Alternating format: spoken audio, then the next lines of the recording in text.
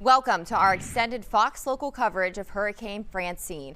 I'm Caroline Collins. The dangerously powerful storm is just hours away from making landfall in Louisiana, and we have crews spread across the coast monitoring these impacts, both here at home and in Louisiana. Our Leslie Delaspore is live in Galveston, and our Sherman DeSalle is live in Lafayette. And Fox Weather's Brandy Campbell is in Baton Rouge, Louisiana. But we begin first with meteorologist John Dawson and Ramisha Shade in the Weather Center tracking Francine's path. All right, we are definitely been busy throughout the last couple of days tracking Francine. We're a little bit relieved of the path that has not come in here locally to Houston, but yeah, as mentioned, that countdown has really begun here with the last couple hours before landfall. So let's take a look at that map on where we're expecting to see that landfall within the next couple of hours. We are going to see what looks like right now, at least, a Category 1 hurricane with 90-mile-per-hour winds. Now, 96-mile-per-hour winds would get you a Category 2 hurricane. So this is going to be very close as it begins to make that possible landfall towards the Louisiana coast, getting those conditions really close to making that landfall. So right now, that landfall is expected to be with 90-mile-an-hour winds right in the center of Louisiana, Vermilion Bay there, and then you can see on the map just going to head right up pretty much between Lafayette and New Orleans as a Category 1 hurricane. It'll obviously weaken once it makes landfall and then move on into to the rest the Louisiana state there and continue to make its way even further inland as a tropical storm with winds as high as perhaps 45 miles an hour as it continues to move on through. Just so we're local here in the Houston area, we have no watches or warnings that we're concerned with at the moment, but we are looking at the hurricane warnings and tropical storm warnings over to our east. We'll continue to see those until that landfall takes place. Those are pretty much strictly based on winds. There's also some storm surge concerns over there. Again, locally here in the Houston area, we've got our coastal flood warning, what was downgraded to a coastal flood advisory, and it's been extended all the way through most of the day tomorrow. We're still looking at a possibility of seeing a foot or two of storm surge. Those low-lying areas that we sometimes have problems with, those are going to be something that we're concerned with once again. And we'll see those storms as a possibility, those isolated showers and storms also rolling around the area. The main concern is going to be what's happening right along the coast and the beach, but you'll notice that advisory, though, does wrap all the way around Galveston Bay. So here's that look one more time of where we see. You can see that little jog there at the end. Some of that is just sort of some reformation of the center. Some of it is actually movement that's taking place, but really beginning to get in the last couple of hours before landfall. Our radar imagery shows that eye even a little bit better. It's fairly broad. You can also see the stronger storms that are going to be associated around that. And tightening up here, you can see all of the details on where some of those towns are, where some of the cities are that you are familiar with, and we're definitely going to be keeping an eye on what happens in New Orleans, Baton Rouge, Lafayette, and all of those specific areas. As a matter of fact, we have some folks there in Baton Rouge. That is right. We are closely monitoring this situation. Of course, like JD said a few minutes ago, relief, exactly what we're feeling in the Houston area, because a few days ago, it looked like Francine might be heading our way. But of course, that track continued to shift to the east. And of course, what's good news for us is horrible news for a big chunk of the Louisiana Gulf Coast. Of course, that eye wall of Francine now less than 100 miles away from making landfall, and it is likely going to bring a ton of rain, big time dangerous storm surge, and of course those ferocious winds. We want to head out to Fox weather reporter Brandy Campbell out in Baton Rouge. Brandy, what is it looking like out there? It doesn't look super windy right now, but have you experienced some gusty wind? What's the situation at this point? Hey, Ramisha. Yeah, thankfully we haven't seen any very impactful impacts from Francine, not just yet. So as you can tell, if you just look off in the distance behind me, the trees, they aren't moving much at all. And that's kind of been the case for most of this morning. And when it comes to rain, it's also been pretty light for most of the day. So that's the good news. We're not seeing any flooding from the storm just yet, but we know we are just really in the early stages, as we aren't going to feel the brunt of it here in the Baton Rouge area until around midnight. I was told a lot of the impacts will start to come in around 9 o'clock, but around midnight is when the center of the storm will be passing us. So we'll be on the northwestern side of the storm. But when it comes to Baton Rouge, they have things in place to be ready. The mayor president of the city, she said they went ahead and put in their disaster declaration so they can free up those resources to get ready. So doing things like clearing up the storm basin. So if we take a look just across the street, you see right there, if there was flooding, they went ahead and cleared out, those situations to make sure they're okay. But we shouldn't see it in this specific area. Now, if we just take a look, continuing across the street, you see this restaurant, their open sign off. So a lot of places closing early today, and that's not just restaurants, but also that includes hardware stores, places where people were going to get some gear or supplies to be ready for the storm, or even grocery stores. We went to one earlier today. They closed at 12 o'clock. So we caught some last minute shoppers who said they weren't quite super concerned, but they wanted to make sure that they were ready for the storm. Back to you. Ask you, like, what type of activity have you been seeing around town? I know it looks like it's kind of deserted where you are, but have you seen any folks out making extremely last minute preparations? And also, what types of weather are you expecting? What's the worst of it you're expecting for that area? Yeah, so the worst we're going to expect is some heavy rainfall, and also we could get wind gusts between 50 and 60 miles per hour, or even up to 70 if it gets to that point. And when it comes to folks, yeah, it's been pretty quiet in downtown, but we have seen some people coming by to get some groceries before they're locked inside. Back to you.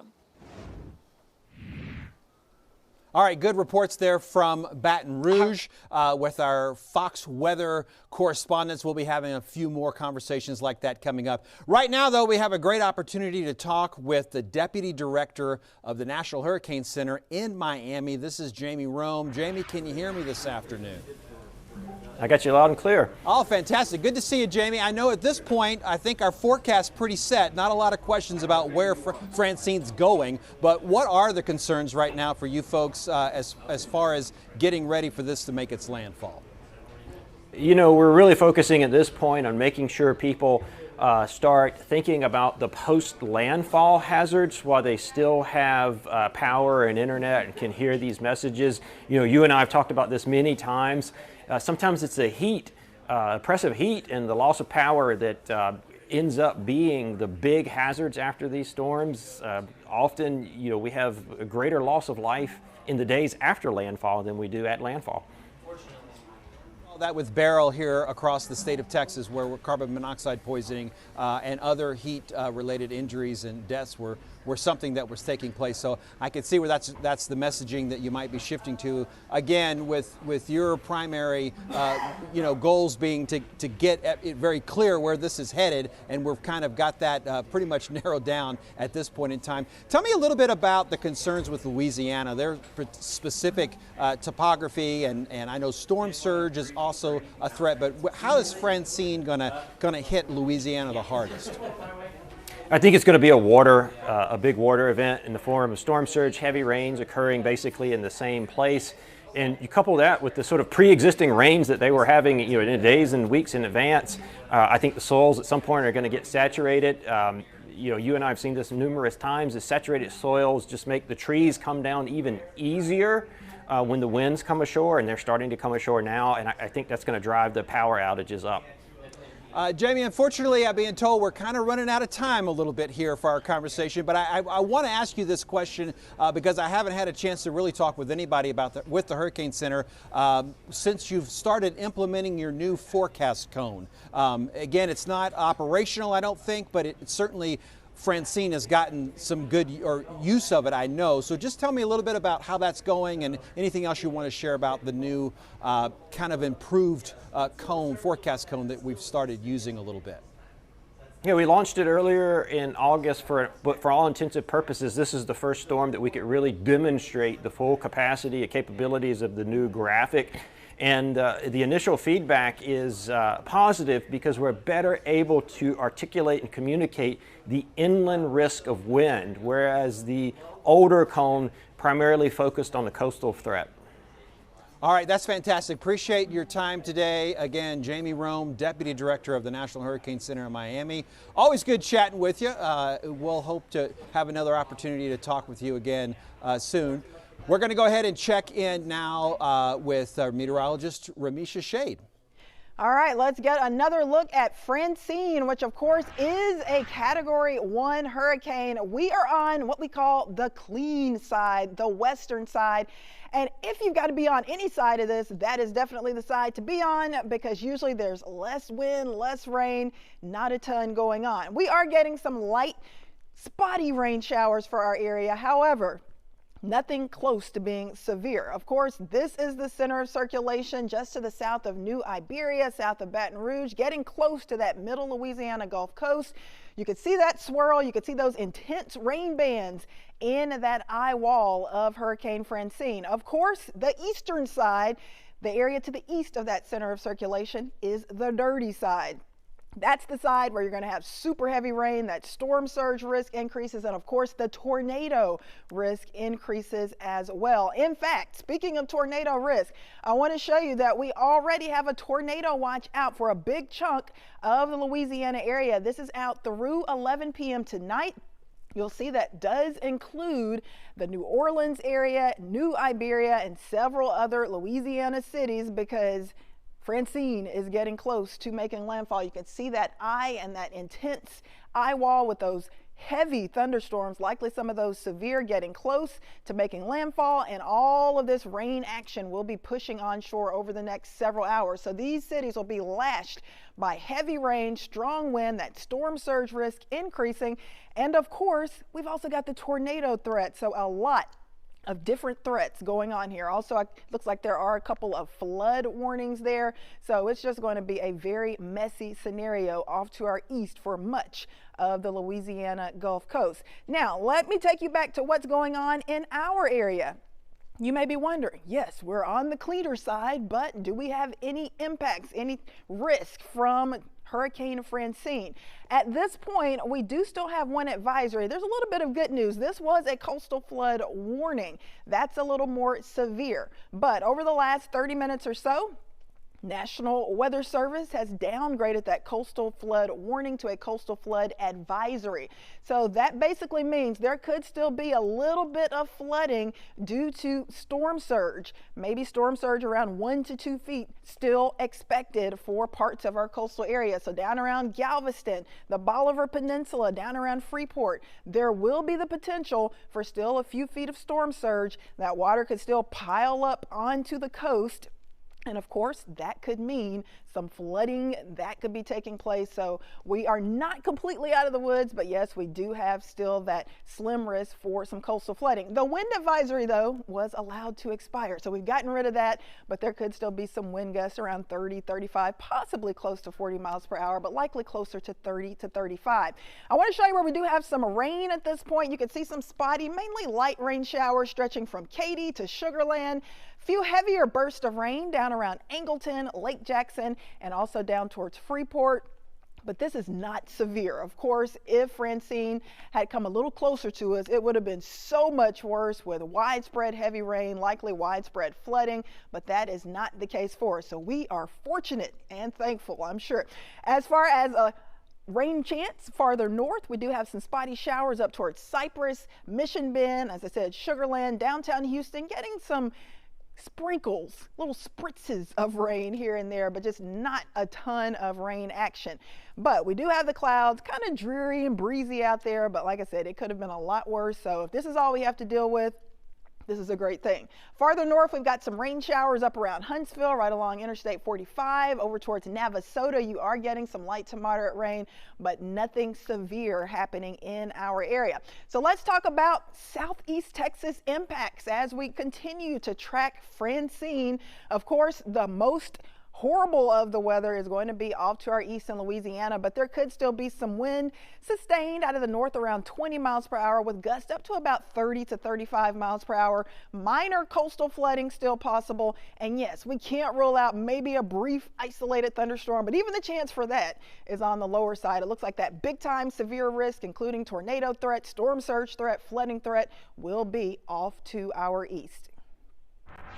All right, Ramisha, thank you. Now, we do have crews all across the Gulf Coast monitoring these impacts. We have Leslie Delaspore over here. We have Sherman DeSalle right behind me, and Sherman is live in Lafayette, Louisiana. And Sherman, correct me if I'm wrong, you grew up there, right? Yeah, so I'm actually in Morgan City, which is about an hour and a couple of minutes south of Lafayette. And I grew up they would consider me in Louisiana a northerner. I grew up in Alexandria, central Louisiana, but I'm familiar with all these parts just between friends and family. So take a look. This is the Atchafalaya River, and this is a body of water that a lot of locals check when a storm is coming in.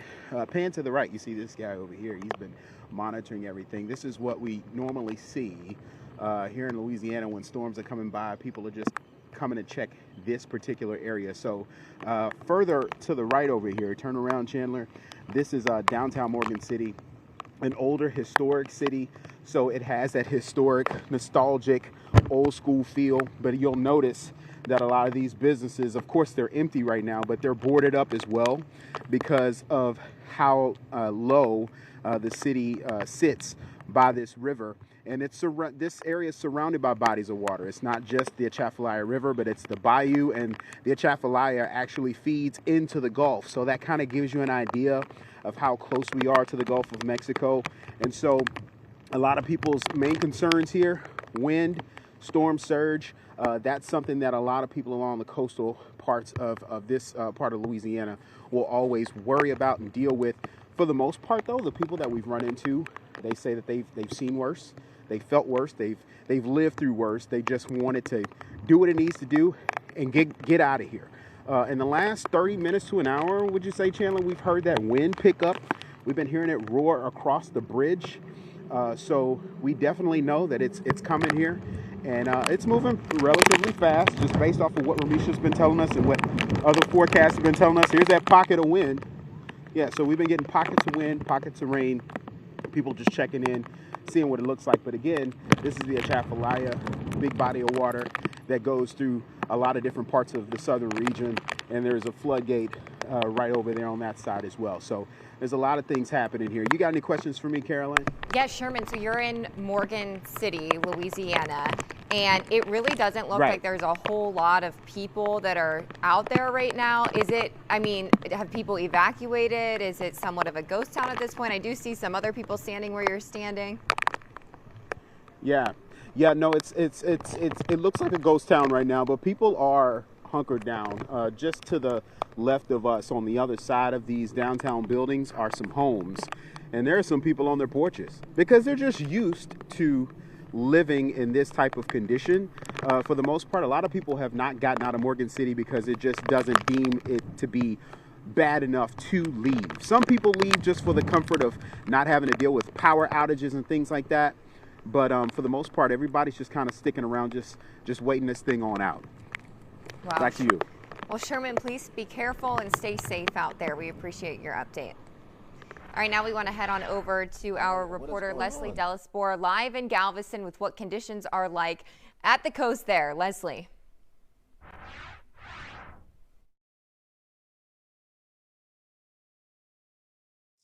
On the west end near Bay Harbor, right? So this is my friend, Miss Jessie Ann, and she was so nice to let us come to her home. Now, I want you to kind of walk us through what you saw. It was like 4:30 this morning, and now this water subsided, but you saw something different, right? Tell me what you saw.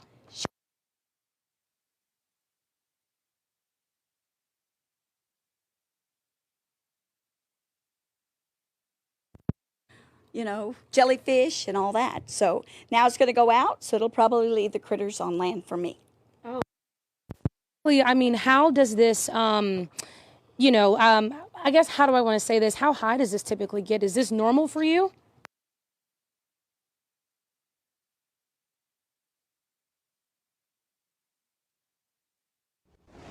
All right, Leslie, it looks like we were having some microphone problems there with you. I would like to get you back so we can hear from that resident there, as we could see that flooding. And Leslie, if you can hear me, sometimes if you hold the bottom of the mic like that, it'll break up. So hold the stick of it, that might fix it. All right, so we are continuing to cover Hurricane Francine making its way to Louisiana, but obviously you could see there in Leslie's live shot that there is already storm surge and some flooding happening in Galveston. Let's get back to our meteorologist, John Dawson, who's been tracking this storm. JD. Yeah, we really, you know, here in the Houston area, like downtown Houston, just not much happening. We've got a little bit of rain. I don't even know that it's that much breezier than usual, to be perfectly honest. But on the coast, in Galveston, Bolivar Peninsula, even further a little bit down to the south, there are certainly some impacts that are recognizable. It's not your average day here in September. You can tell that there's tropical weather in the proximity. Again, it's not a hurricane making a landfall, but it's certainly something that you can tell is different, and those impacts are taking place, and certainly inconvenience, if not even more than causing some problems. What I would call life-threatening storm surge and winds and things like that are much further over to the east into Louisiana. Let's check in real quick again with that latest from the National Hurricane Center on our graphics. We'll be able to see that forecast cone of where we're expecting to make landfall is tightening up here. There's just not that much time left. Right now, 90-mile-an-hour winds are what we're looking at as far as that landfall taking place. So that's going to be technically a Cat 1 hurricane, very close to a Category 2 hurricane. That'll continue to take place again through the rest of this evening, and then we're going to watch this storm really track up and through Mississippi, continuing to bring some damaging winds along with lots of rainfall as it does so, and then that's going to lead to potential for everything else that we've seen with tropical systems, with lots of rain, with some flooding, but also those damaging winds could be knocking down power lines. That's going to be looking for some power outages that are associated as well, and continuing to take it all the way up into even Tennessee with some rain. All right, we're going to go ahead and get back into the studio with Caroline.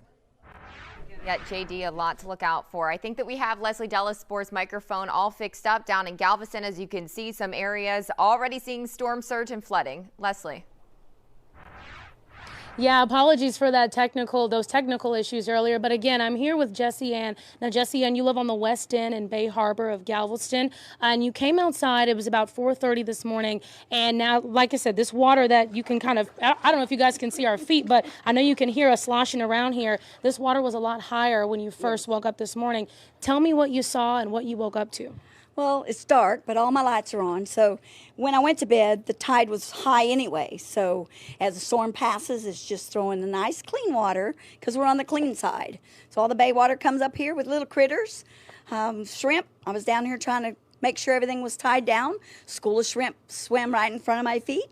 And when the tide recedes, which is happening now, you can see that it's coming back off the bulkhead. It's coming off of the pier. Wow. And it'll start going on down where it belongs and puts itself back in its bank. But it's going to be leaving some critters on the concrete, and we'll just pressure wash off the mud and the muck and any critters that got left behind. And so about how high does this water typically get? And you can run it anywhere from 10 inches to 17 inches. Yeah. And, I mean, you seem pretty calm. I mean, you said you saw a school of shrimp swimming in front of you. I probably would have freaked out. But tell me why you're so calm. And, I mean, I guess this is a norm because you've lived here for so long, right? This is the price you pay for living in paradise. These houses are built to withstand this. So it's nothing to get scared about. Wind, however, you know, can take things away. Flood is going to float things. So as long as you live upstairs and you're above the water level, you're pretty safe. Yeah. And did you have any damage or anything to, you know, I guess this garage area, this lower level here? No, no damage. It's just water, and it's going to soak up the cedar siding. And within years, as it goes by, that cedar siding will rot, and you'll replace it and move on. Yeah. And you were explaining to me earlier, too, that when the storm kind of moved past Galveston, it brought that tide. And so explain kind of what you know just based off of living here, what typically happens with that tide when storms come through. So when I went to bed last night, with the tide being right at the edge of the bulkhead, it was high, 10:30, 11 o'clock. Knowing that the storm was going to pass us, turning in a counterclockwise, is throwing all this bay water on us. But as it passes Galveston, it's going to be sucking all that bay water out, which is what it's doing now. So if you just watch that spin, it's got to throw it somewhere, and then it's got to suck it out. Later this afternoon, it'll probably well back into its banks. Wow, perfect. And so now I know when we were walking this way, I was trying to watch my step here. Show me again. I kind of want you to show me where that drop off is. And again, just the difference of where the water was to this post versus where it is now. Sure. So this is the bay itself. Wow. You wouldn't want to step off in there. Of course, we've got the pier that goes out. It's pretty safe. But bulkheads is what's supposed to hold the water in the bay. But of course, Mother Nature says it's coming out. There it is. Perfect. Awesome. Well, again, Miss Jessie Ann, like I said, lives here on the west end of Galveston in Bay Harbor, and she's been here forever, as you heard her say. She's used to this, so we'll be out here all day and kind of taking a look at this water and letting this tide and go back into the bay. Back to you in studio. All right, Leslie Delasport, thank you so much for that update. Now, I want to get back to our meteorologist, John Dawson. And JD, I have a couple questions for you. I believe the worst of our impacts have passed. Is that correct? And the worst has yet to come for the folks in Louisiana. And that impact will be between like 4 and 8 tonight. Am I right on that? Yeah, as far as the timing in Louisiana, you're right in the fact that we're starting to ramp up right now. Even while we were talking to Sherman DeSalle a minute ago, I thought things were getting worse while we were talking with him. And so, yes, the worst of what's happening in Louisiana is really beginning right now. And for us, yes, for the majority of us, we have seen the worst of what we're going to see. We do still expect some of that water that we were looking at there with Leslie Delasor's live shot to continue to be a problem for some parts of Galveston with some of that minor flooding. All right, a few minutes ago, we were talking with Jamie Rome, the Deputy Director of the National Hurricane Center, and our friends at Fox Weather decided they wanted to talk to him as well. So we kind of got a little bit interrupted, but I'm glad to say that Jamie is back. He's available to check in with us a little bit, and I want to sort of continue our conversation, but also just sort of review a little bit and start over and basically say your forecasting stress, I think, at this point has minimized because we know where it's going, but I think there are certainly some concerns, some messaging that you're still wanting to get out to the folks in Louisiana. Yeah, we're trying to get out the message of the post-landfall hazards while people still have internet and TV and power to hear this message. So often we see the storms, people lose power and access to information, and it becomes difficult to communicate with them. And often some of the greatest threats come in the hours and days after landfall, where it becomes really, really tough to talk to people. And I think that's good to get that messaging out early, and we certainly saw that with the power outages across Texas and the Houston area with Beryl when it moved through earlier on in the season. I'm going to expect some of that to happen as well into Louisiana. Is there something else that's a concern, or is that kind of where your focus is, just the fact that there's going to be loss of power? Yeah, I mean, I think the pre-existing conditions in the form has been very wet over the area for several days, especially last night, leading up to the storm. And so you've got all that rainfall falling on saturated soil plus the storm surge. You got a lot of water really piling up with nowhere to go. And then sometimes what happens in that case is the tree roots are loosened up a little bit in the soil, and that makes them come down even more easily when the core of the winds move ashore. And as you noted a few seconds ago, those winds are already starting to move ashore pretty quickly. So what you could see here is a lot of power outages. And then if it occurs at nighttime, overnight, which is looking like it's going to do, driving conditions get especially treacherous. So we really just want people to just stay put, stay home. Don't be out moving around. I know you're curious, you want to see what's happening. This is going to be a good night just to stay home. And I always like when I have an opportunity to talk a little bit more science. We don't have to get too technical in our discussions, but there's a kind of a words that are really used a lot these days when we look at this rapid intensification. And again, it's a legit thing. It certainly happens when those storms all of a sudden go from a Cat 1 and the next, before you know it, it's a Cat 3. But we really did not see that with this particular storm. And I don't want to say I was surprised, but my initial thoughts were this should happen. The water was so warm in the Gulf of Mexico, but we had a lot of other factors kind of laying in there with an old frontal boundary and a couple different steering currents and some dry air. So I just kind of wanted to give you an opportunity to sort of tell us a little bit about this term rapid intensification and what you saw when y'all were forecasting for Francine. Yeah, so rapid intensification is just basically what we call a system that strengthens very, very quickly, rapidly. And we've seen a lot of it in the last 5 to 10 years. So it's natural for people to assume that any system in the Gulf of Mexico is going to rapidly intensify. In this case, we had several unique factors coming to play.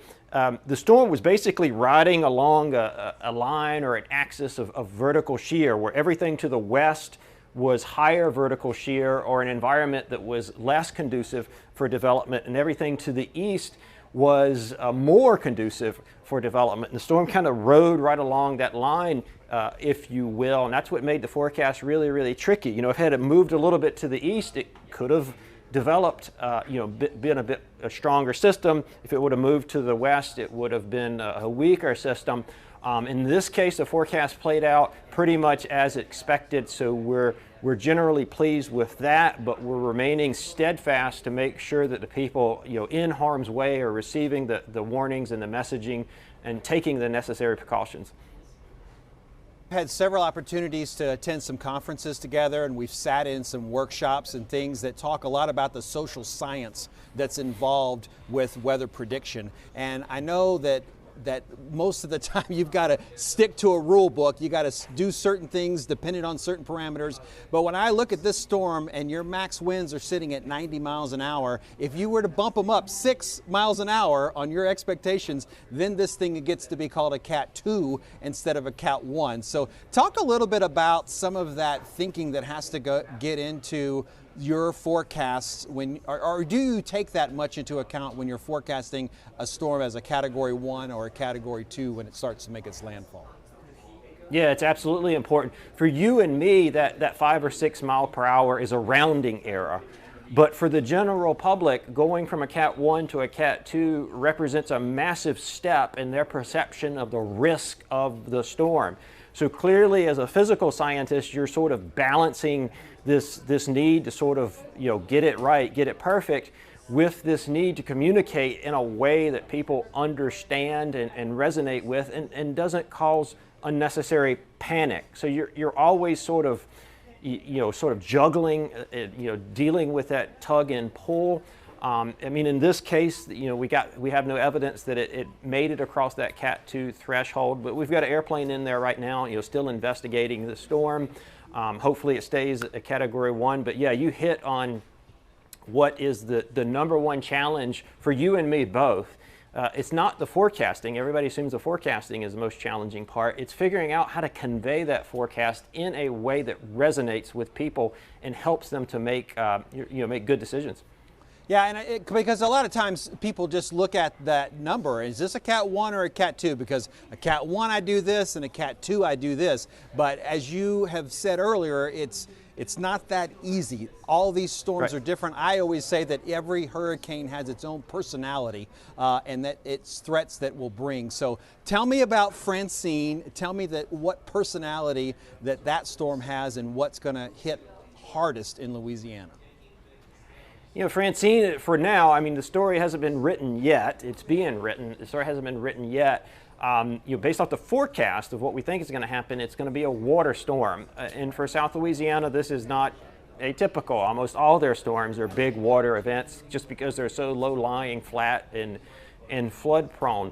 But what I fear might happen and what people in Louisiana might not anticipate because they are so fixated on the Saffir-Simpson scale is this long tail of a hazard that could last well after landfall. If we do end up with power outages and people sort of overdoing it, heat exhaustion, working through the cleanup and sort of overdoing it in this oppressive heat. All right, as I mentioned, Jamie, Rome, and I, we get to see each other in some of these workshops and conferences that we go to. I'm excited to see you again sometime when we're not talking about an active storm, but it's good to touch base with you again this afternoon. I appreciate your insight. Amen. Take care. All right, up next, we're going to get back over and talk about what Francine is doing right now with meteorologist Ramisha Shade. Well, Francine is a whopper of a hurricane out there in the Gulf, and it could actually strengthen a little bit over the next few hours before making landfall, probably between about 4 to 7 p.m. this afternoon and evening. At this point, it's about 95 miles to the southwest of Morgan City, Louisiana.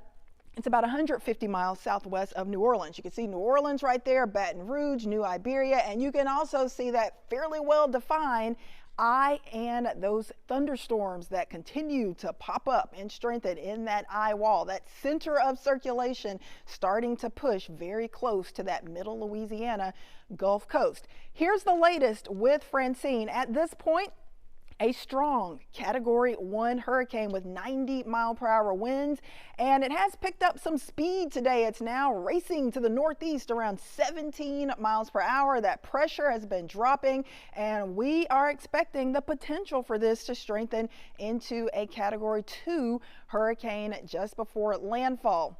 So if that were to happen, of course, that would make all of the impacts even worse. But notice the official forecast by 7 p.m. has Francine making that landfall with winds right around 90 miles per hour. Of course, that warm, deep water of the Gulf of Mexico helps to fuel these tropical systems.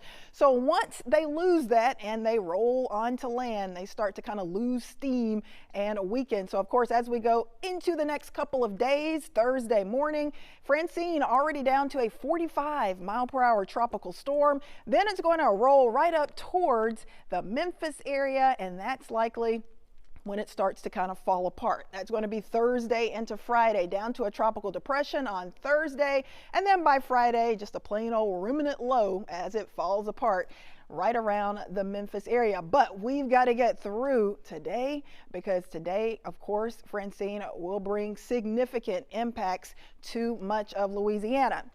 So I want to show you this graphic. This is our exclusive Fox Model Futurecast. This, of course, tracks that weather into the future hour by hour. So let me break it down for you and show you exactly what we're expecting. We are talking about a landfalling hurricane likely for this evening. In fact, right around 5 p.m., notice where that eye is located. It is right along that Louisiana Gulf Coast, very close to the New Iberia area and getting close to Baton Rouge. So I think Baton Rouge will likely have some pretty severe impacts from Francine as this hurricane makes landfall. You can also see the deep reds and oranges and yellows. That is some super heavy rain. We're talking about the potential for maybe 5 to 10 inches of rain for Baton Rouge, even over towards the New Orleans area. Some very heavy rain likely falling, and that is going to bring a significant flood risk as we go through this evening and tonight. Heading into this evening, Futurecast, our Fox Model Futurecast around 8 p.m. showing still all of that heavy rain. And of course, you've got to think about the hurricane force winds that will likely be rolling through Baton Rouge, maybe parts of New Orleans. So it certainly will be a mess, a dangerous scenario. Hopefully folks there have taken cover, they're ready for this, they prepared, and they are in shelter, in place, and ready for this storm to roll through. As we go into tomorrow morning, of course, it will start to get a little bit weaker, but that heavy rain and tornado threat will still be with us as it pushes farther inland. Notice by Thursday afternoon, 2 p.m., it's starting to roll up towards the Memphis area, and that's kind of where it will fall apart by Friday and Saturday. But it is going to be a very severe situation as far as this storm, this hurricane pushing into the Louisiana area. In fact, I want to show you this graphic. This is wind probability. This is showing the chance for tropical storm force winds, and it is a large area. Fortunately, it doesn't include us here in Houston. It does not include you in Galveston. But much of the Louisiana area going to be dealing with tropical storm force winds and even hurricane force winds, likely from New Iberia to Baton Rouge and over to New Orleans. So it's going to be a big wind threat, but like I said, we are fortunate. We are on that clean side, western side, and we are out of that risk for those tropical storm force winds. Also, let me show you the peak storm surge for our area, still down around the Bolivar Peninsula, for parts of Galveston, other coastal communities. There's still the risk for maybe 1 to 2 feet of storm surge, but that is not going to be the case for Louisiana. Up to 10 feet of storm surge where Francine makes landfall. So a whopper of a hurricane. We are tracking it closely, and we want to hear from you. Do you have some weather questions to ask us? Do you want to know about what's going on with this tropical system or any other weather questions? Comment with your weather questions for me and also for JD, and we would like to answer those. Ramisha, thank you. Let's bring in Anthony Antoine to our chat. We are covering Hurricane Francine, and it's made its way past Houston, but now it is heading towards Louisiana as a Category 1. And that is actually where we're going to find our Sherman DeSalle Houston Morgan City, where that thing looks like it is headed straight towards you guys out there, Sherman. Yeah, good evening, Caroline, or good afternoon, rather. It's kind of hard to tell what time of the day it is when weather gets this choppy. So we're in Morgan City, which is about an hour and a few minutes south of Lafayette. We've been hearing this area being an emphasis when it comes to landfall and the effects that we're going to see from Francine. I'm going to give you a little bit more of an idea of what these people deal with on a regular basis. So this is the Atchafalaya River, okay? This feeds into the Gulf. But just to the side of here are 2 bodies of water, 2 lakes, local lakes. I want to say it's Flat Lake and one more lake not too far away.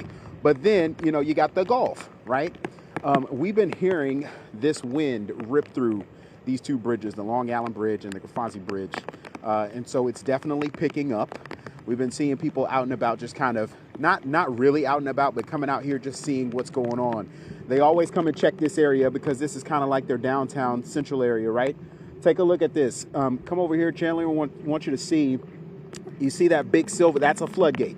For the people who are unfamiliar with what that might look like, we're looking at it's about maybe 15, 20 feet, and all those floodgates are closed. And on the way up here, coming from Lafayette, we saw a lot of flood protection systems that are closed. If it wasn't a floodgate, it was more of like a system that would call for the water to reverse to protect those low-lying areas.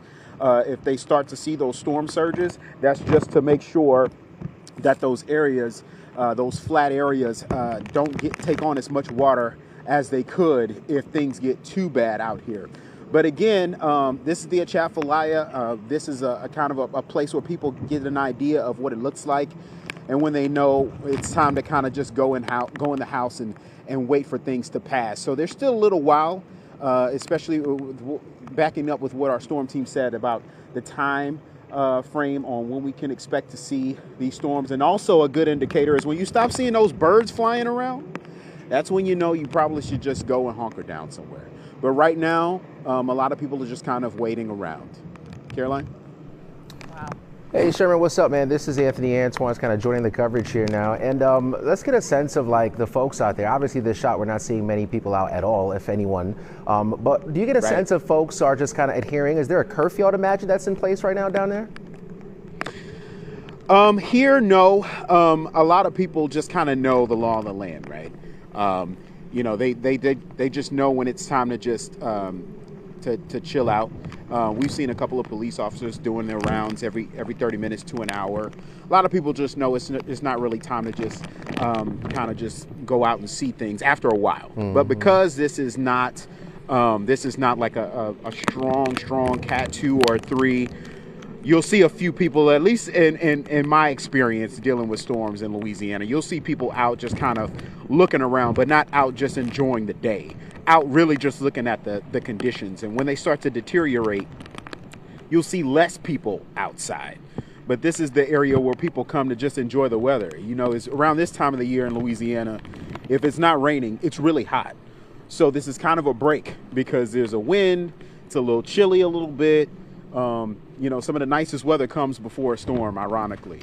So that's mainly what you see out here, is people just kind of taking a look at things and praying for the best, really. Well, Sherman, that was actually going to be my next question, was about the wind. I can see behind you the water is moving, and I just wanted to know kind of what the difference in the wind has been since you've been standing out there, because we have been reporting that this storm is going to bring 90-mile-per-hour winds to Louisiana. So what are you feeling and noticing at this point?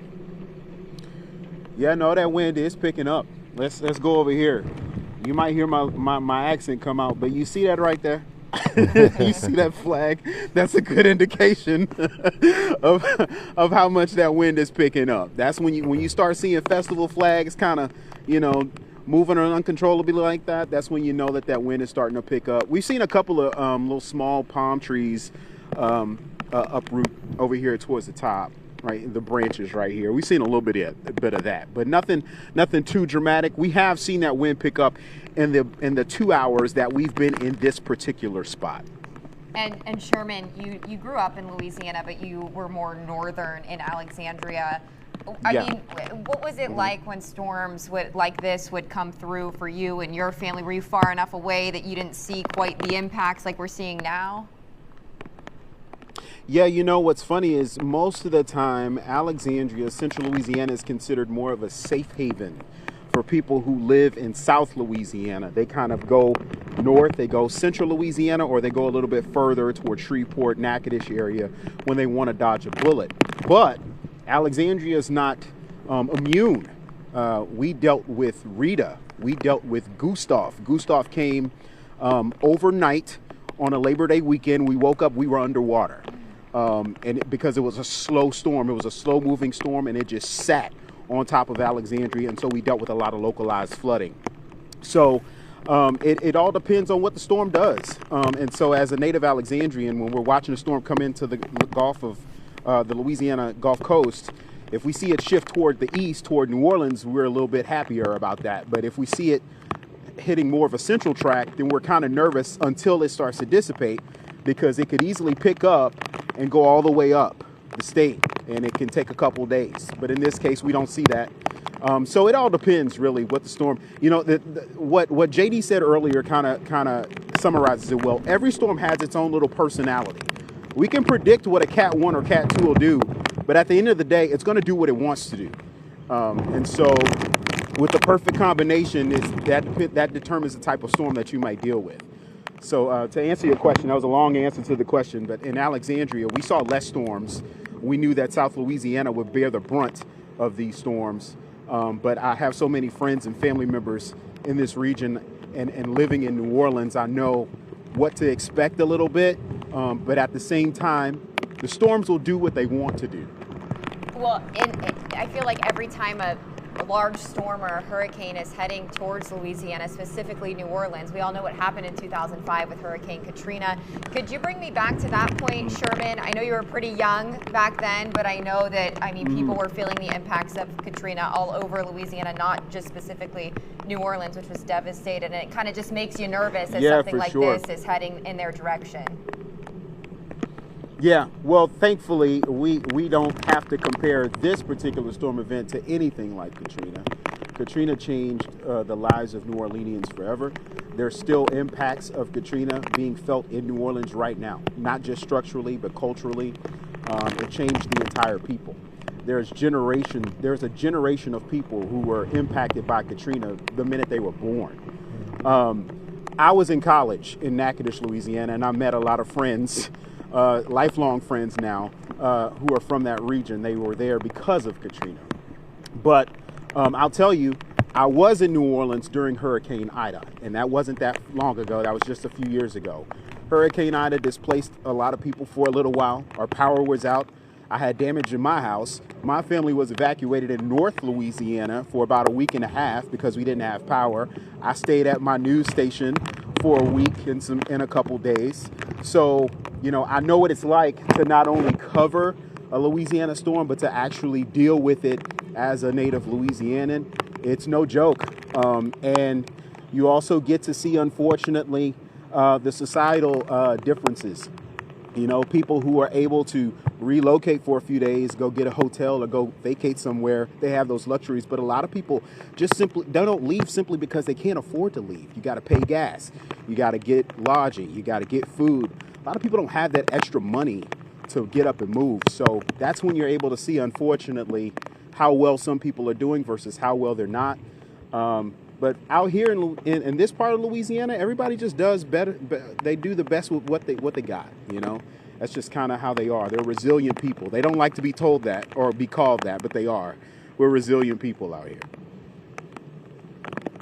You know, even when you talk about Houston, you see the Louisiana influence here in Houston itself. A lot of folks who lived through Katrina and all those other storms have a very strong presence here in the Houston area as well. Sherman, thank you so much. Right now, the storm, like Ramisha said, about 95 miles southwest of Morgan City. It is in the Gulf right now, picking up some steam. Right now at Category 1, but you're going to start to see those outer bands make more of an impact where Sherman is and those surrounding areas. Sherman, thank you so much. Stand by, though. We want to go to some questions here from some viewers. Just kind of want to do a Q&A and answer what the folks really want to know, because we're going to continue to cover this for several hours now as it continues to make landfall. We're going to start here with Kevin. He says, do you think Sherman is safe where he is in Morgan City? Should he run for cover?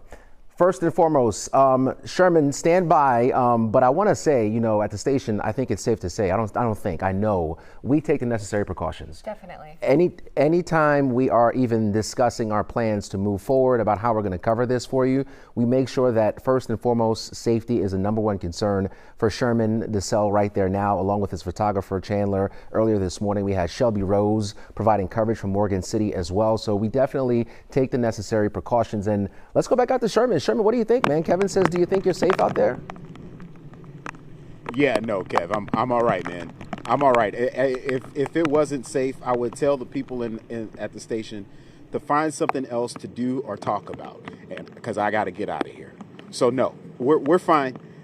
We are fine. I think if it was a problematic, first off, you wouldn't see as many people out here, and we would be ducking for cover. But no, we're fine. Thank you, Kevin. I appreciate your concern. We're good. And I just want to bring up, I just assumed, Sherman, that you were in 2005 about in middle school.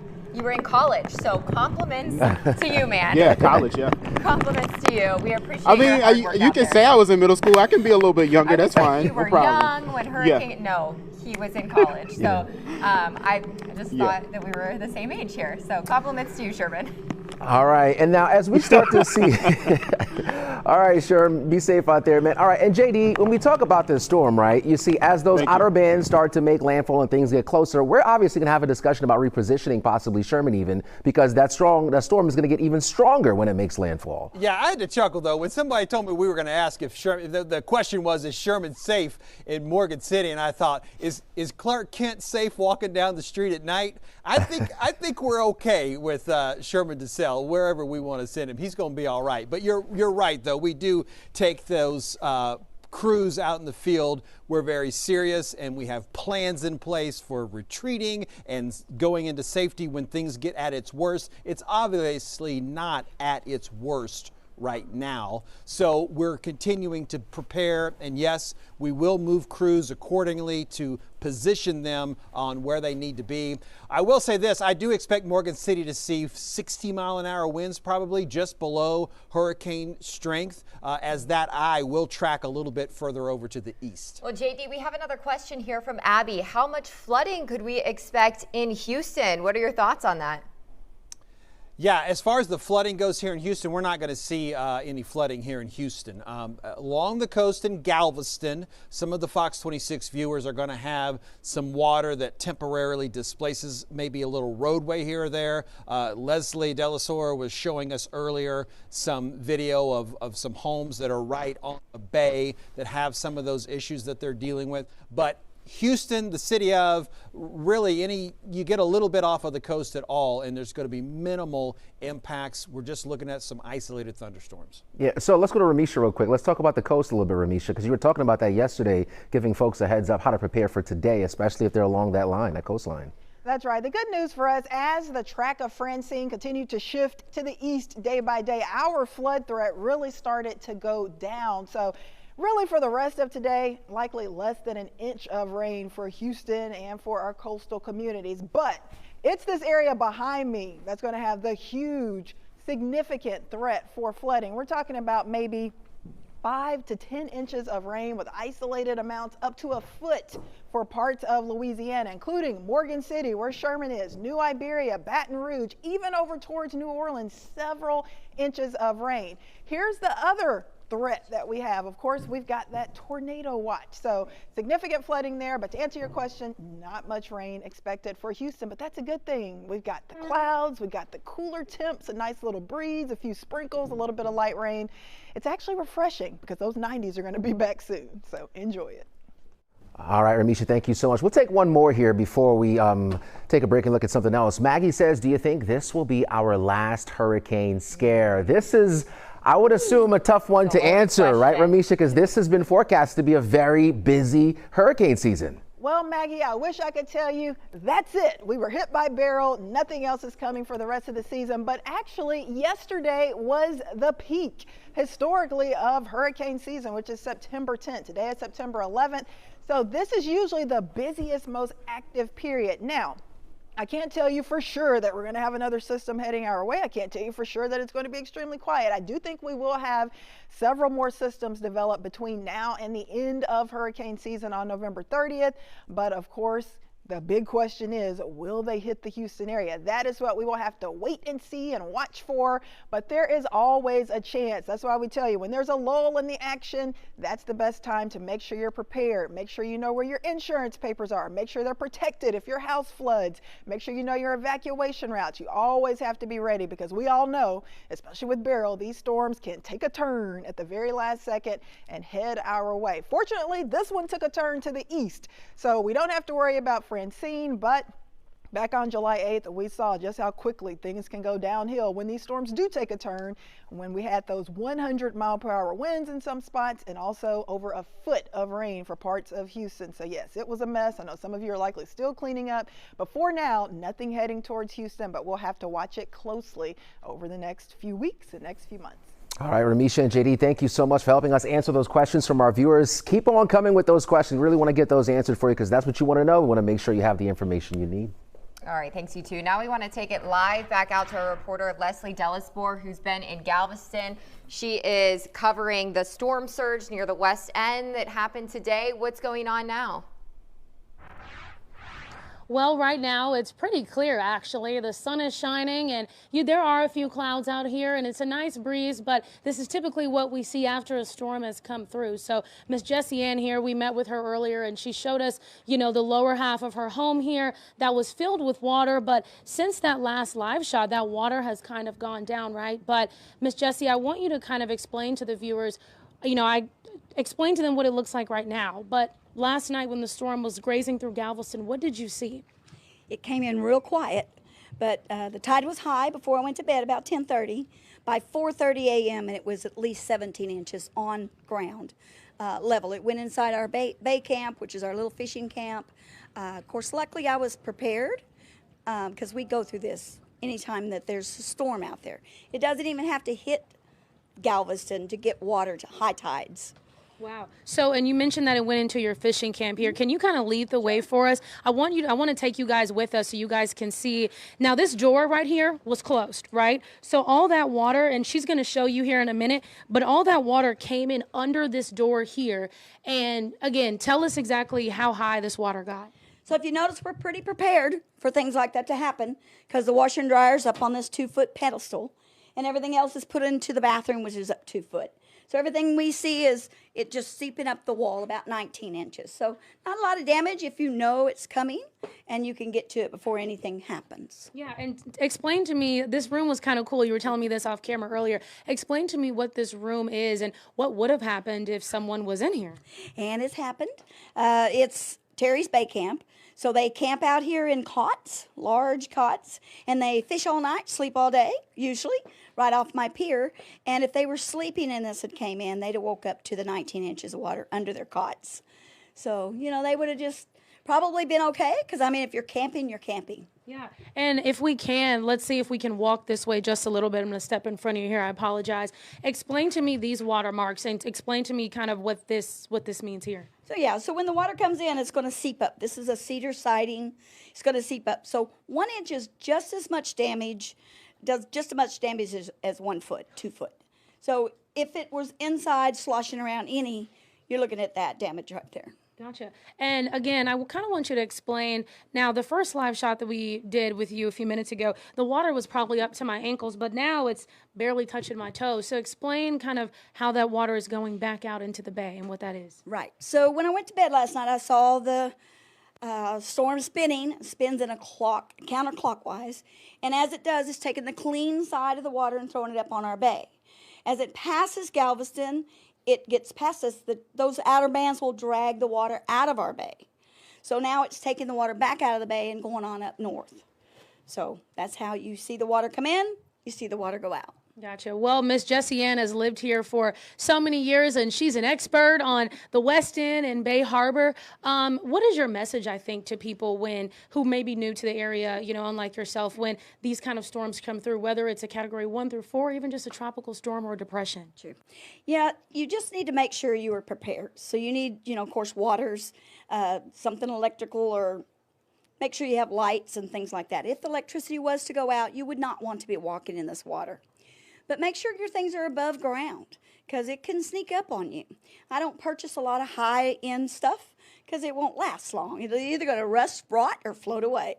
Perfect. Well, you heard it here first from the expert herself. She's pretty calm. She's lived here forever. So this water, when I first got here, I was a little nervous even in my boots. But for her, she was out here in sandals. So we're all good here. Like I said, the weather it's sunny. There are a few clouds out here today, but pretty calm and whatnot here in Galveston. Back to you all in the studio. Leslie, can you please ask Jessie Ann if she'll stand by for a second? We know that Louisiana is preparing for Francine. We had a Category 1 Hurricane Beryl back in July. Can she give us a little bit of insight of what it was like there where you're standing when Hurricane Beryl hit us a few months ago?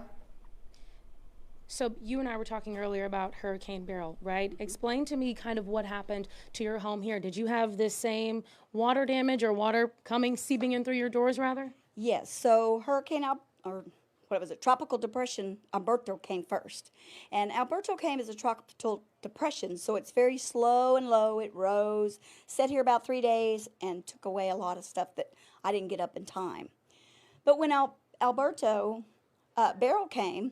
Beryl came in really high and fast, high winds, and it was beating the water against the walls enough that it was knocking things off the shelves. So even though you have them on shelves, they may not be safe. Biggest tip is never have a gas can because in the first storm, a gas can tipped over and the whole downstairs smelled like gas until it recedes. So it's very important that you keep your safety stuff out. Yeah, gotcha. And the water you said was a little bit higher during Beryl, right? Okay. About 19 inches. Wow, about 19 inches. You heard it here first, 19 inches. Caroline, Anthony, back to you. All right, that was a great report there. Really interesting from the bay side, and a great description there from Jessie Ann as far as how that water first gets pushed into Galveston Bay, and that rises up and creates problems. And then as that storm continues to move further towards Louisiana, that counterclockwise rotation, the winds start to pull that water out of the bay. So they might even end up with like a lower tide when this is all over, depending on how much winds that we have overall. So just a great explanation there of what's happening in Galveston. But it's also key to note there that things are receding now. Things are starting to get minimal as far as any more impacts, even along the coast. And we've seen that with our coastal flood warning being dropped to a coastal flood advisory at this point, although it is extended all the way through Thursday at 7 p.m. All right, let's switch gears just a little bit. No pun intended, because I'm going to talk about Hurricane Gear Test. I always enjoy bringing you lots of great products, hopefully getting you to think about your hurricane preparations as we kind of review something together. But Heather Sullivan came to me in August and was like, we ought to do something together. And I thought, that's a fantastic idea. I'm glad you thought of that, and here's what we did. All right, welcome to the Hurricane Gear Test, or maybe it's a Sullivan Smart Sense. Either way, we're going to be fun talking about hurricane preparedness, which is what I'm always excited about, and you always like to talk about saving some money. Yeah, you know, we've all been through Beryl. We know what it is now to go without power, but, you know, budgets are so tight. So we want to help you get ready for a lot less money. And we're going to focus on the 5 categories that I always talk about when getting ready for hurricanes. They're kind of a short list, but they can really kind of dive in deep. It's going to start with food and water. You're going to need a good light source like a flashlight or a lantern. Everyone has power needs. The minimum for everybody is going to be a phone charger, but some of us need even more than that. And then a first aid kit. Yeah, and let's dive into it, because right now everybody's buzzing, you know, about these ultimate apocalypse dinner kits that you can get at Costco and other places. This one in particular, ReadyWise, has 150 different servings of freeze-dried food. Sells for about $100. You can get it right now at Costco for about $80. But I also wanted to show you, let's just do a little grocery shopping in case you don't want to have to add, you have to add a lot of water to those things. Sure, yeah. Water is definitely going to be a big focus when you're dealing with dehydrated food. I like the idea of just stocking up on some of these more traditional non-perishable items. Yeah, so what I did was I went shopping for a family of 4 for 3 days, and for the non-perishable essentials, I spent about $57. And then right before the storm, you can still go to the store again and get some perishables that will last a few days. We're talking about apples, oranges, cucumbers, tomatoes, things that can sit out. I spent another $18, some bread. But so $75 got me through 3 days. Yeah, and remember, don't be the last one in line at the store, though, because those perishable items are also going to kind of thin out pretty quick. But you did a great job on your shopping there, and then you got a few other things here on a budget. I like the lights that you got, because you've got a lot of them here, and the batteries are included. And it was pretty inexpensive. Yeah, the batteries are in there. It was about $12. Gives you multiple lights you can set out around the house or use as you need. All right, and then next up was the phone charger. This is a very economical way to get it done. You lose some of the convenience, but again, you're just going to have to figure out how to make it work when we have disaster. Right. If your car is working, you can charge your phone in the car. So these things run about $6 to $30, or you can buy an emergency cell phone charger for as low as $8 on up to about $100. All right, and the last thing on the list was a first aid kit. I always encourage you to look for one that has scissors inside of it, because it has a lot of other uses besides just medical needs when you have a disaster. And I also like first aid kits that have a cold compress. So I'm impressed that you found one, Heather, that has that. Right. Break it and it turns cold. It's an instant ice pack. How cool is that? Totally. All right. We're ready. We're ready for any emergency I think here. So. We've got a full list of all of these ideas for you on Fox26Houston.com with Sullivan Smart Sense. I'm Heather Sullivan. And if you want to look for my hurricane gear test, make sure and go to YouTube and search for meteorologist John Dawson. All right, let's get back to Hurricane Francine, because we're really just a few hours away from that landfall, likely going to be very close to the Morgan City area, New Iberia. It is going to be rolling up into some of these locations. Eventually, Baton Rouge and New Orleans will be pretty hard hit as well. We've got a tornado watch in place. You can see all of this super heavy rain, those darker colors indicating some of the very heavy burst of tropical downpours in this. And this, of course, continues to be what is a part of that eye wall. That's going to be some of the most intense thunderstorms, and notice it getting very close to shore. So I think over the next couple of hours, we can officially say that Francine has made landfall. So we are monitoring that closely, but already starting to see multiple flood warnings, flood advisories, and there's that threat for tornadoes. Here is the latest advisory with Hurricane Francine. As of 3 p.m., 90-mile-per-hour winds. It is still a Category 1, but it is very close to a Category 2. If it were to just get a little bit stronger and get up to about 96 miles per hour, it would be a Category 2 hurricane. So there's still a possibility that could happen over the next 1 to 2 hours. So let's put this into motion, and you'll see that as we go into the future, Francine shifts to the north and likely makes that landfall over the next few hours, likely by 5, 6 p.m. By 7 p.m., still forecast to be a 90-mile-per-hour Category 1 hurricane, as it is getting very close to Lafayette, that, Baton Rouge, and it should pass to the west of New Orleans, but it's still going to be a big rainmaker for New Orleans. Of course, there's going to be that storm surge risk along the coast and that threat for widespread damaging wind gusts, similar to what we saw here with Beryl. In fact, it may be a little bit worse because this hurricane is a tad bit stronger. Of course, as we go through the next couple of days, it will push farther inland, weakening to a tropical storm by Thursday morning, and then up towards Memphis, kind of falling apart and losing steam as it is over land now, and it kind of winds down fairly quickly by Thursday evening and Friday down to a tropical depression and then a remnant low. But we've still got a lot of impacts to talk about. In fact, Francine poses a huge flood threat for really the majority of the lower half of Louisiana, even southern portions of Mississippi. That's where we're going to have the biggest threat for some of that heavy rain, maybe as much as 5 to 10 inches of rain. So of course, when we look at the flash flood risk, notice that the Houston area, not in a flash flood risk at all, but just hop over to Louisiana and we go to the red, and the red is not a good place to be because that is a super high, moderate category 3 out of 4 risk for that significant flash flooding. So that does include New Iberia, Baton Rouge, New Orleans, and even portions of southern Mississippi. In fact, that goes all the way up to Jackson, Mississippi. So this is certainly going to be a tropical system, a hurricane with widespread impacts, impacting millions across multiple states. As far as that forecast rain, notice that swath of purple here getting close to New Orleans now.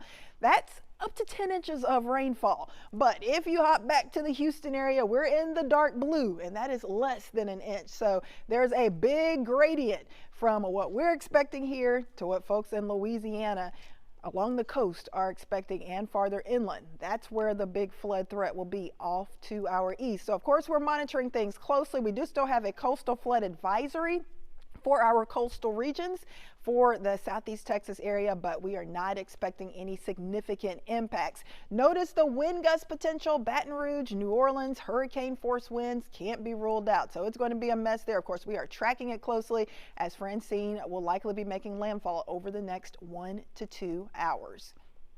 All right, Ramisha, thank you so much. Let's get back to these questions. This one coming from Casey. It says, is this a unique path for a hurricane? What pushed it towards Louisiana? This is a great question, Casey. I've seen a lot of folks saying similar things on social media, right? Because everybody was kind of nervous. Yeah. What is this storm going to do, especially after Hurricane Beryl and when that made impact? So let's get back to JD and Ramisha. Who wants to take this one, guys? Yeah, I could talk about that a little bit, I think. I was going to say me, but you can go ahead. All right, JD, go ahead. Well, yeah, I was just going to say, to answer your question, no, I wouldn't say this is a unique path for a hurricane to take. There were certainly some steering components that sort of led up to this. When you've got a system that forms in the Gulf, there is a good chance this time of the year that it could make that track, that sort of southwest to northeast. Again, those are from very general terms, track, and the reason being because cold fronts that are coming in September. If you'll remember, the end of last week, Friday, we had that front come in and really leave us with a spectacular looking weekend here in southeast Texas. Well, that boundary hung around and didn't really stay a front really that long, but it kind of gave something for that storm, for Francine to bump up against and kind of move a little bit in that direction. So not a unique path, but maybe not the most common path either. Very interesting, JD. Thank you for that explanation. Now we have a question here from Brandon.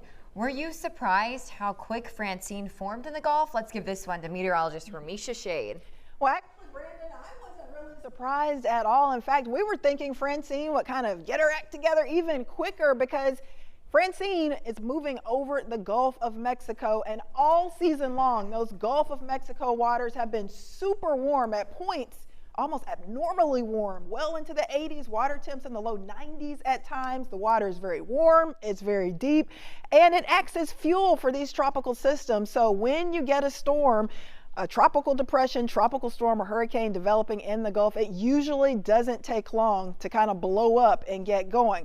But Francine was actually interacting with a frontal boundary that had kind of been draped near the Gulf Coast for several days. So I think that kind of hindered it from getting a little bit stronger quicker. But once it started to get its act together and tighten up and develop that well-defined center of circulation, it really got going. So we saw from yesterday to today, it strengthened quite a bit. That pressure was dropping, and now winds are up to 90 miles per hour at times.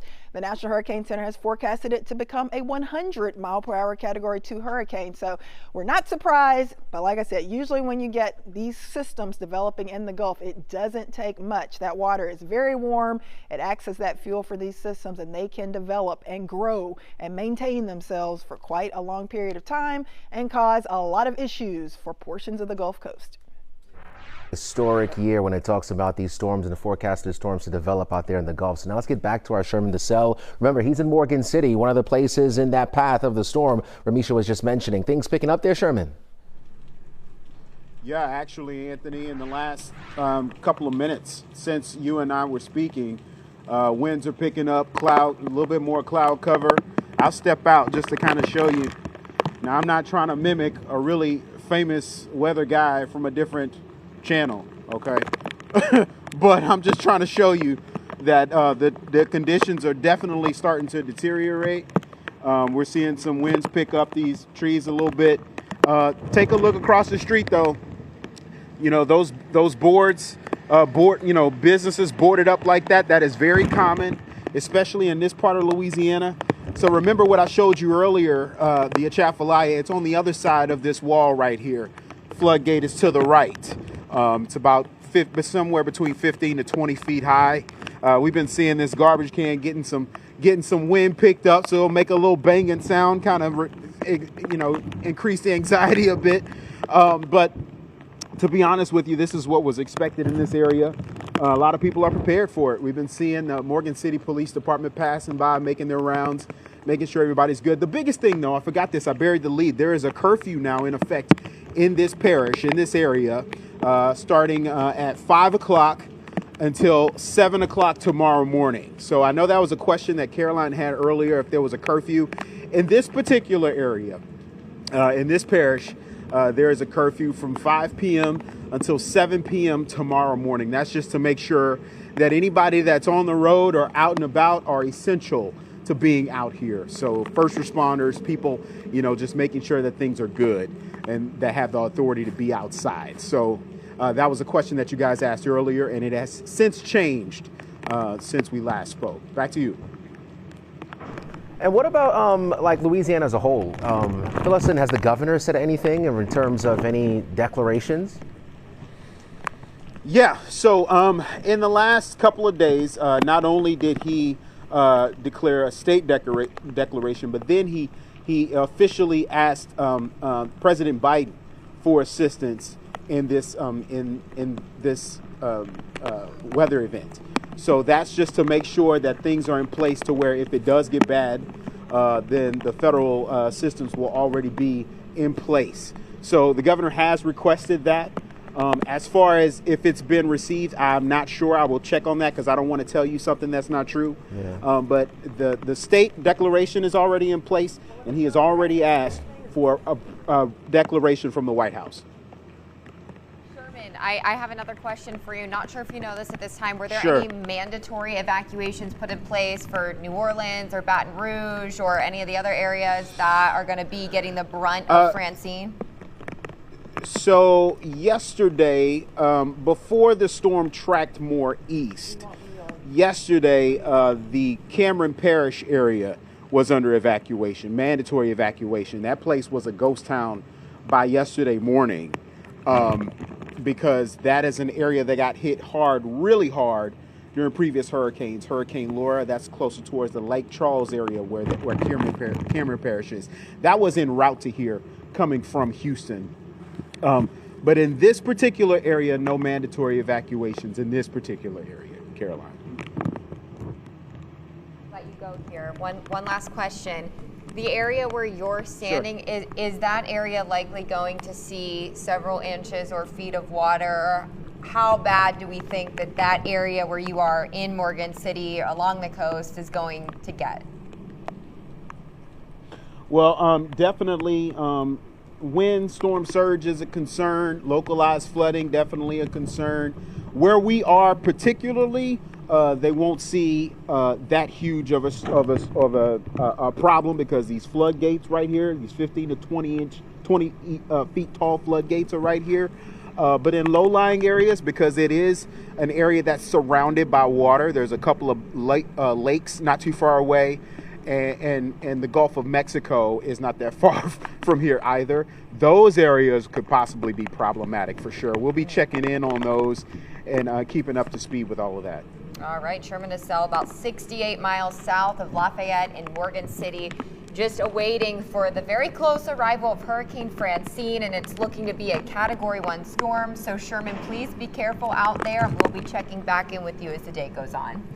All right, I'm bringing in Ramisha Shade sure, now. Thank you. All right, Sherman, thank you. But bring you back in here because right now, Category 1. Yes. But the fuel is definitely there in the water as far as it potentially getting to a Category 2. Yeah, the actual National Hurricane Center forecast has been wobbling back and forth between Francine making landfall as either a strong Category 1 hurricane at 90 miles per hour or a lower end Category 2 hurricane at 100 miles per hour. So regardless, it's going to cause widespread damage, whether it's a strong Cat 1, weaker Cat 2, it's going to be a big flood threat. There's the storm surge threat. Like I said, there's a tornado watch, so multiple tornadoes possible. Just a lot of concerns for a big portion of the Louisiana Gulf Coast. I mean, we're talking, what was that, 10 miles per hour between Cat 1 and Cat 2? Yeah. So that's really a wash, but the impact is still there. That's right. On the Saffir-Simpson scale, actually a Category 1 would be from 74 miles per hour to 95 miles per hour.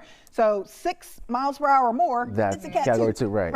And Ramisha, just from looking at the map where Lafayette is, New Orleans, you can't see Baton Rouge on this model here, but I'm not too familiar with Louisiana, but it seems like this is a large range of area that is going to feel some real heavy impacts from Francine. Right. I showed a map earlier that showed the tropical storm force wind potential, and it was spreading almost across just about all of the Louisiana Gulf Coast. So that's wind gusts around 39 to 73 miles per hour. Of course, where the core of that eye wall pushes in, that's where we could have those wind gusts of hurricane force. So that would be 74 miles per hour or greater. So that's where we're likely going to have the most intense wind damage. We're talking about structural damage, widespread power outages, similar to what we experienced in the middle of Hurricane Beryl. And I think it's just from going through Beryl and just knowing what hurricanes are like here in Houston, assuming it's similar in Louisiana, people's lives are really at risk here, and especially with the flooding. We see it here in Houston. They're about to go through a similar situation that we went through in July, and that's very unsettling, and it's a lot to look out for. That's right. Back with Beryl, over 1 million folks around Houston without power at one point. It was a rough go, as and we all know. Listen, and I got to tell you guys, on social media, you've probably seen it on your social media as well. Right. When I tell you people were just listening to every word we had to say about this storm, because Ramisha, like you guys mentioned, we got that cold front that kind of bumped this storm this direction, which, you know, for some folks, they weren't paying attention to the weather. They just kind of saw it initially coming towards us. But that bump in that cold front made a big difference. Yeah, I was a little concerned, a little nervous over the weekend when I saw that initial cone of uncertainty come out. I was thinking, oh my goodness, are we going to get hit twice in one season by 2 hurricanes? Please no. Right. But of course, it started to shift east. We had that trough sitting there, and that kind of helped to pick it up and take it on out of here. Kind of did that little wobble, wobble, and shake it, and wobble, wobble, shake it out of Houston. And it's like we haven't even recovered from Beryl fully yet. There's still power lines down. Where I live, there's still damage to roofs and buildings. I'm still not back where I am supposed to live because of damage. So having that threat over the weekend of this potentially coming to Houston, we're so thankful it's not, but obviously we're our good fortune, of course, bad news for Louisiana. So our thoughts are certainly with everyone dealing with Hurricane Francine in Louisiana. But of course, like I said, it's a fortunate thing for us. It did miss us this time, but we've still got a little bit more of hurricane season to get through. It's all the way through the end of November. So don't let your guard down. We got missed by Francine, but there could be more. So keep it here. Of course, we're going to keep you updated on the hurricane season. All right, so JD also standing by here working with us. We continue to follow Francine. JD, I got a question that just popped up as Ramisha was talking here. Talk about the size of this storm. Like in your expertise over the years, is this a larger storm or is it just one of those more small, compact, dense storms moving through? You know, I'm going to call it a medium storm, and not to try to just sort of avoid the question or anything, but it's not overly large. And again, it's not super compact either in its size. When we get this close to a landfall, the National Hurricane Center begins to give hourly updates. And so we haven't had a chance really to share this 3 p.m. update as far as what is happening right now with Francine. So want to take a minute to talk about it a little bit, and we're going to start with discussion mostly on the winds that are out there. And you can see with our graphics that inland, we're not looking at hurricane force winds right now. We're definitely looking at some winds that we're looking at as far as being a little bit of a problem. I'm going to go ahead and ask Max 3 is the storm, the graphics that I want to look at. If we can see those, great. You're going to be able to see those winds coming in that counterclockwise rotation. New Orleans right now with sustained winds at 22 miles an hour. And then we're looking at Lafayette at about 14 miles an hour. What I want to talk about as far as the size goes is right now that eye that you see there really getting close to its landfall, and it's sort of a larger eye, has 40 miles out from the center are hurricane force winds. So for the very center of that of eye, and then you were to go out 40 miles, you would be able to feel those hurricane force winds.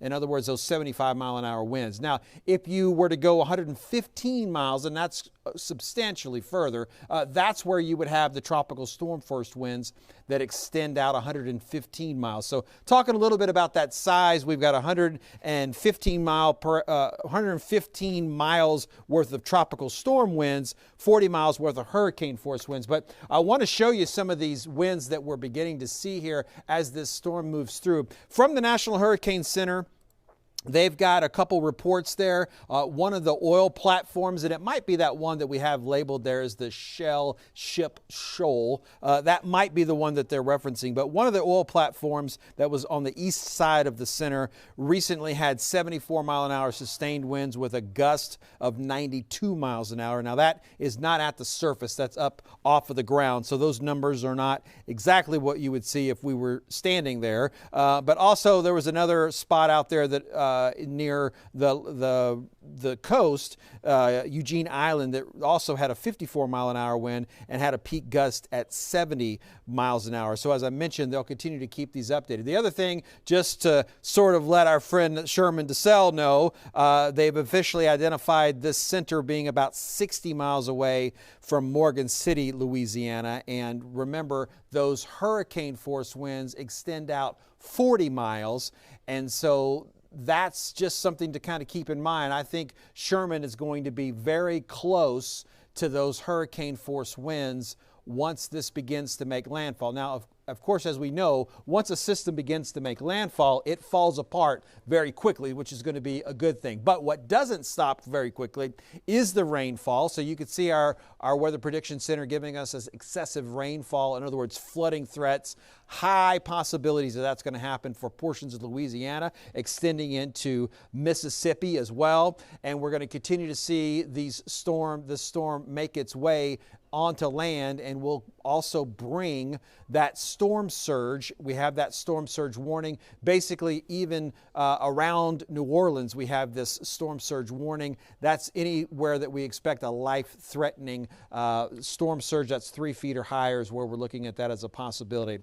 Our satellite imagery really kind of gives us an idea to sort of try to pick out that hole. This is our visible satellite. So a lot of times we have all the colors and everything on there. This imagery here is basically if you were just up in space and you could visibly look down, this is what you would be seeing right now. So as the sun sets, we'll lose this visibility, but you can see the little bit of lighter area that shows where the eye would be. So it's not super well defined, but you can kind of see down a little bit more to the surface there on where that eye is. It's a little bit lopsided overall as far as the rainfall is concerned, and we take a look at that tropical satellite as we see that beginning to move forward a little bit more. And the radar really gives us an idea of where those storms are, and this is very close to making its landfall. You can see with our radar imagery that eye that's taking place. This is getting very close to making its landfall. landfall. The heavy rain beginning to make its way in as well, and we'll continue to keep an eye. The steering factors that are involved in this are really going to be not as important right now. Things remain very quiet for us over here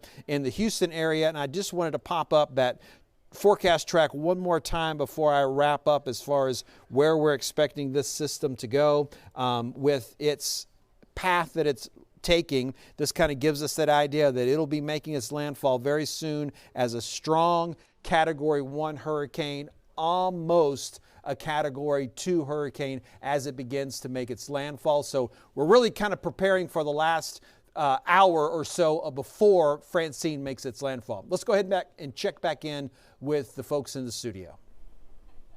All right, JD, thank you so much. So we're keeping a very close eye on Francine. If you were mentioning, joining us earlier, this is a live look now in Morgan City. Our Sherman DeSalle there is on the ground. And remember, this community is under a curfew that has been issued here since 11 o'clock this morning. As you can see, no one in sight. Folks really heeding the warning here and hunkering down, or if they have the luxury of doing so, maybe have found other places to go to stay with friends or family members as the storm makes its way through this community. But again, overall, Caroline, we are certainly thinking about everyone there in Louisiana. Absolutely. Flooding, rainfall, storm surge, damaging winds, and even tornado threats are all a concern as we are just about a half hour away from Francine actually making its landfall. We'll be continuing to cover the conditions in Louisiana as the evening goes on. Make sure to follow us on fox26houston.com. You can also download our Fox 26 weather app, and of course you can watch us by downloading Fox Local for free on your smart TV. Thanks so much for joining us for our Hurricane Francine coverage.